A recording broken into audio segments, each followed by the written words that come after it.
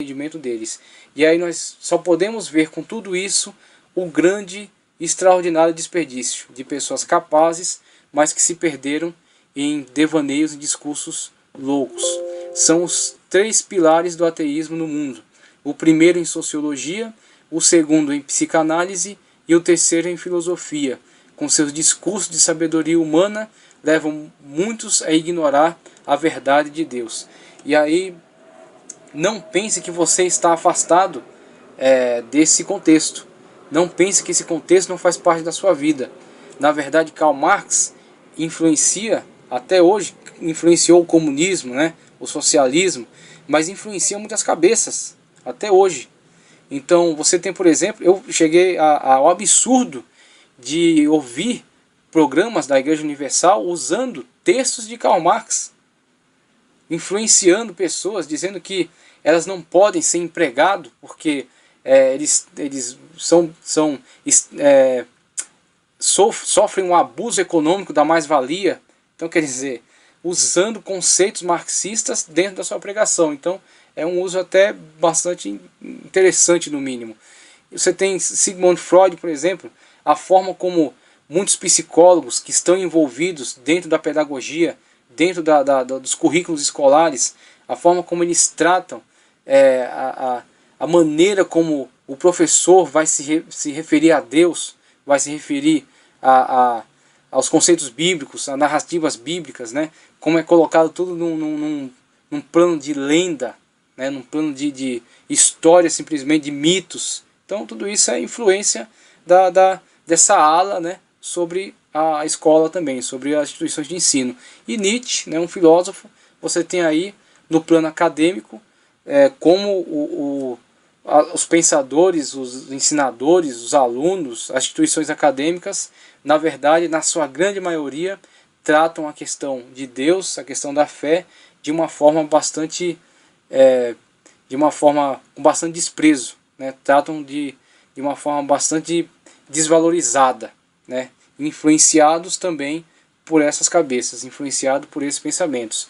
Então, desse viés, né, dessas instituições, vão sair os profissionais que estão controlando os meios de comunicação, estão controlando a escola, estão controlando as universidades, estão administrando os hospitais, estão fazendo política. Daí vão sair os líderes. E esses líderes que estão aí sobre nós, estão governando e estão administrando a coisa pública. Então, desse contexto, entenda a sociedade de hoje. A sociedade de hoje é resultado disso. Então a gente faz até um apelo aqui para que a classe evangélica, os evangélicos, os jovens evangélicos, olhando para essa situação, queiram fazer algo de bom para a sociedade. Por exemplo, o quê? Estudarem, crescerem, se desenvolverem e ocupar cargos. Ocupar cargos. Serem políticos, serem médicos, serem juízes, serem advogados, serem professores, serem engenheiros, arquitetos, né? Ocuparem os cargos, passarem a também contrabalancear o peso, né, dessa balança, para que a igreja não seja tão perseguida, tão afetada num tempo tão breve, né? Porque se não reagirmos, com certeza essa avalanche de perseguição também vai cair sobre nós. E mudaram a glória do Deus incorruptível em semelhança da imagem de homem corruptível, e de aves, e de quadrúpedes, e de répteis. Conforme as palavras de Paulo, podemos ver a cada momento o lugar que é devido somente a Deus ser ocupado por personagens que se entendem importantes e arrastam após si multidões que os têm por ídolos. Podemos ver se cumprir aquilo que o diabo prometeu a Cristo no alto do monte, em Mateus 4, quando disse que lhe daria os reinos e sua glória se prostrado o adorasse. De Cristo ele recebeu uma veemente repreensão e teve que fugir, mas muitos são os que se prostram para reverenciá-lo e receber as glórias e os reinos do mundo. Um grupo que representava bem esse espírito de rebeldia eram os Beatles, por exemplo. Então, primeiramente citando esse evento da questão da tentação de Cristo, nós podemos ver o seguinte, a promessa que é feita, que se prostrado me adorares, te darei os reinos e a sua glória. Então quantos não têm cobiçado esses reinos? O reino do dinheiro, o reino da luxúria, o reino dos vícios, o reino do prestígio humano. Quantos têm cobiçado? São muitos reinos. São reinos que chamam a atenção de todos aqueles que querem a grandeza da terra. Então, muitos são os que têm se prostrado ante essa adoração, a adoração ao mundo, a adoração ao pecado. Têm se prostrado diante dessa idolatria e têm corrido atrás dessas glórias. Então é exatamente isso que a gente quer trazer quando Paulo fala que mudaram a glória do Deus incorruptível em semelhança do homem corruptível, ou seja, eles pegaram aquilo que é devido somente a Deus, que é a honra, a glória, o louvor, a adoração, aquilo que somente Deus é digno de receber, que cabe somente a Ele. Eles pegaram isso que é devido somente a Deus e aplicam, entregam isso a homens, entregam a sua adoração a homens, chamam eles de ídolos, dizem que são seus seguidores, que são as pessoas mais importantes para eles, e tem todo esse frisson, toda essa paparicação em torno de personagens que são meramente humanos, falhos e muitas das vezes péssimos exemplos, pessoas que trazem muita vergonha para a sociedade, que se comportam de forma ridícula e vergonhosa, mas que por causa do espírito desse século, por causa do Deus desse século, que tem cegado o entendimento dessas pessoas, isso tem acontecido com cada vez mais frequência. Quem são os ídolos das crianças? Quem são os ídolos de muitos adultos? Quem são essas pessoas que eles consideram os mais importantes, os VIPs, os very important, que têm ocupado lugares de destaque, têm ocupado a mídia? São exatamente pessoas que estão sendo colocadas no lugar de Deus. Serviram e amaram mais a criatura do que o Criador. Colocaram a semelhança do homem no lugar de Deus. E aí Paulo avança mais ainda. A imagem do homem corruptível, a imagem de aves, de quadrúpedes, de répteis. E você tem aí diversos tipos de cultos, os cultos mais loucos que você possa imaginar, que estão presentes, por exemplo, na nossa metrópole, na São Paulo, essa megalópole, esse lugar tão diversificado. E aqui você encontra de tudo. Infelizmente você encontra também coisas péssimas, coisas que nos trazem muita tristeza ao ver a cegueira, ao ver a ignorância de muitas pessoas que têm andado após isso. Então, dando continuidade, esse grupo que representa exatamente esse espírito de rebeldia, não que não houvesse antes deles, não que eles hajam inaugurado isso. Isso já está presente há muito tempo, já está presente na sociedade. Já há milênios atrás, pessoas têm tentado se colocar no lugar de Deus, têm tentado se colocar como o centro da situação. Só que os Beatles trouxeram uma característica nova. Eles, como que aproveitando essa nova situação social, a situação das mídias, da grande mídia de massa, das grandes bandas, da contracultura, dessa questão da revolta, uma cultura de revolta, uma cultura libertina. Eles vieram encabeçar esse movimento, vieram ser a marca. Então a questão dos Beatles é ser a marca. Eles são a marca de um pensamento, a marca de um movimento, a marca de uma nova atitude. Então uma atitude de rebeldia, uma atitude de anarquia. É exatamente isso que vem simbolizar. Então a questão dos Beatles aqui é a questão de ser um grupo símbolo. E quando você pega algumas músicas, como a gente vai citar aqui uma delas, você vê que eles vão longe nessa questão da rebeldia, da quebra de tabus.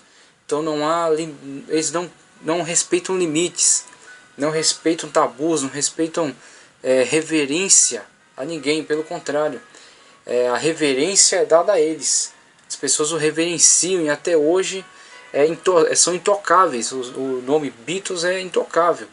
Muitos que de repente vão assistir essa palestra vão se indignar com isso, porque pensam, o que dizer dessa banda, senão que ela é extraordinária.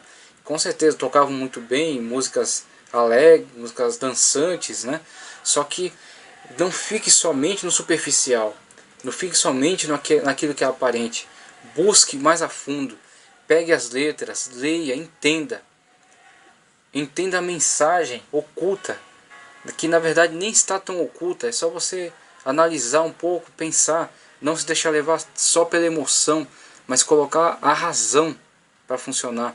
Então quando você analisa as letras, por exemplo, você vê na música Imagine, que na verdade é um hino, é um louvor à política do anticristo. Quando na música Imagine, eles citam exatamente as bases da política do anticristo. O fim das religiões, quando ele fala do fim das religiões, por que o fim das religiões? Porque vai estabelecer uma religião única. Vai estabelecer a religião em torno da adoração da imagem da besta. Quando ele fala que não há céu acima de nós, o que ele quer dizer com isso, senão que ele está ignorando, ele está desprezando a autoridade de Deus, o juízo de Deus. Não há inferno abaixo de nós, ou seja, não há julgamento, não haverá julgamento. Você pode tomar as atitudes que quiser, você pode fazer o que quiser, porque não há Deus para te limitar, nem há inferno para ser o meio de punição. Então, o que estão querendo dizer com isso? Que você não tem que ter nenhum temor de Deus, você não tem que ter nenhuma reverência a Deus.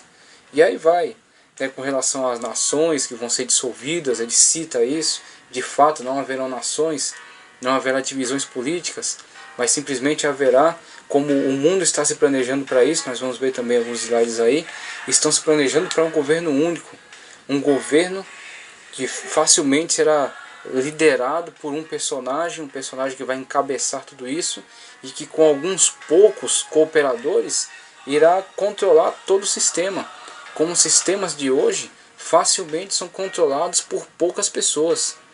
Porque por mais que haja numerosos países, a gente vai ver aqui, os países têm que estar alinhados em blocos econômicos. Mesmo que há diversos tipos de política, mas não interessa qual tipo de política que ele faça, não interessa qual Deus que aquela nação professe, qual é a sua língua, a sua tribo, a sua etnia, nada disso importa mais. O que importa é o seguinte, para que esse país participe da vida econômica, ele tem que se alinhar com alguns blocos. E quando ele se alinha com alguns blocos econômicos, ele tem que andar conforme a regra ditada por esses blocos. E esses blocos são dominados por poucas pessoas.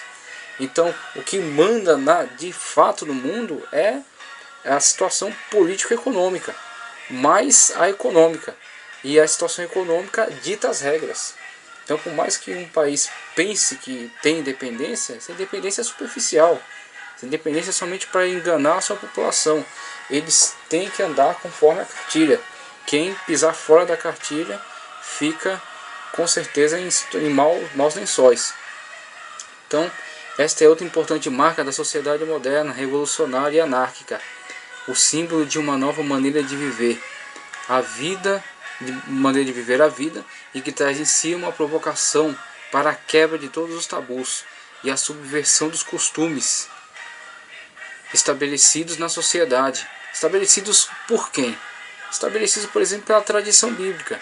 Com certeza muitos costumes foram perdendo o sentido bíblico e ganhando um sentido mais tradicional, no sentido puro da palavra, que não está mais conectado com a lógica bíblica.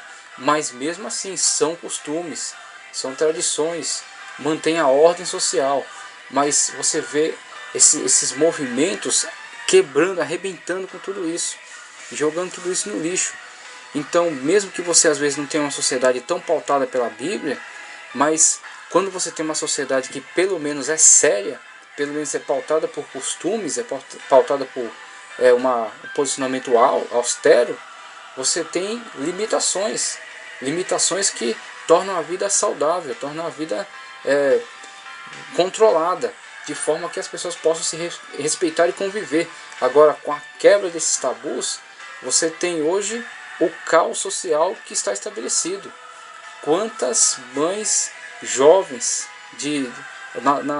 na flor da adolescência ainda, quantos filhos sem pais, quantas avós tendo que fazer o papel agora do pai ausente da vida dessa família, porque exatamente essa sociedade não tem limites. Então não tem limite para o sexo, não tem limite para a droga. Quantas pessoas, esse movimento das drogas, a forma como isso tem invadido, é uma grande chaga social.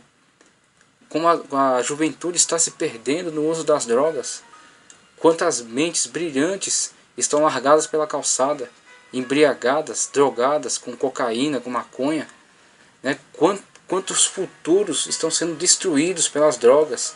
O prejuízo, o mal que a maconha causa ao cérebro humano, como a pessoa vai perdendo a capacidade cognitiva, vai perdendo a capacidade imaginativa, a partir dessa substância que vai deteriorando. O cigarro, o que o cigarro não faz com as vias aéreas, você tem aí a propaganda nas próprias carteiras de cigarro, e não porque o governo seja bonzinho, não, mas porque está muito pesado sustentar uma população de doentes nos hospitais. Então logo, porque está ficando muito caro, oneroso para a gestão pública, eles estão incentivando o fim do cigarro, né? Pelo menos a diminuição. Agora, isso não acontece com as bebidas alcoólicas ainda não é interesse, mas quando for interesse do governo, aí eles vão trabalhar contra isso, porque o governo sempre trabalha para si mesmo. É isso que nós temos que começar a entender. Então, voltando aqui para a questão dos Beatles, olha só. A quebra de todos os tabus e a subversão dos costumes estabelecidos na sociedade, como sendo fruto de mera ignorância advinda de conceitos religiosos. Então, tudo que está ligado a conceitos religiosos é completamente desprezado. É desprezado, feito objeto de chacota, feito objeto de desprezo, de escárnio, somente porque tem conceitos religiosos. Então, nisso você, sem grande esforço, sem fazer um esforço extraordinário, você vê aí o grande plano, né? Então, que plano melhor se não pegar a juventude? Quando João fala na sua carta: jovens, vós sois fortes, porque já vencestes o maligno. Então é pelejando contra este ponto de vista que ele lança tais grupos, por exemplo, que ele promove tais grupos. Então esses grupos, essas pessoas, esses artistas, né, a ascensão hoje do funk, como o funk tem degradado a sociedade numa imoralidade, levado as pessoas às práticas das mais imundas, danças que são simplesmente simulações de ato sexual. Não é dança, não é cultura. Quando você estuda um pouco sobre a cultura, vê as danças, vê a arte, a música, onde você encontra conceito artístico naquilo? Em coisas simplesmente baixas, coisas degradantes que levam as pessoas a se comportar como animais, como cães. Então, a partir daí você vê o que? O grande plano de destruição, de solapamento de tudo aquilo que Deus criou, tudo aquilo que Deus concebeu. A maior expressão de sua soberba e colaboração com a obra do anticristo deu-se quando seu líder maior, John Lennon, afirmou ser o Senhor Jesus Cristo um cara legal. O máximo que Jesus Cristo poderia significar para ele era isso. Ele era um cara legal, mas que suas doutrinas eram muito simples. Então você vê aí alguém que se colocou como um juiz, alguém que se entendeu na competência de emitir um juízo acerca de Cristo. Então você mesmo tire suas conclusões. O que ele entendia de si mesmo, o que ele achava de si mesmo. Disse que logo seria esquecido, pois os Beatles se tornariam mais famosos. E aí foi quando ele profetizou a sua própria desgraça. Deus não se deixa escarnecer. Este que abriu sua boca para servir de voz antecipada ao anticristo, encontrou a morte por uma bala disparada por um próprio fã seu. Sua música Imagine é uma verdadeira descrição do que será o reino do anticristo. Pegue a letra da música Imagine, traduzida em português, leia e tire suas conclusões.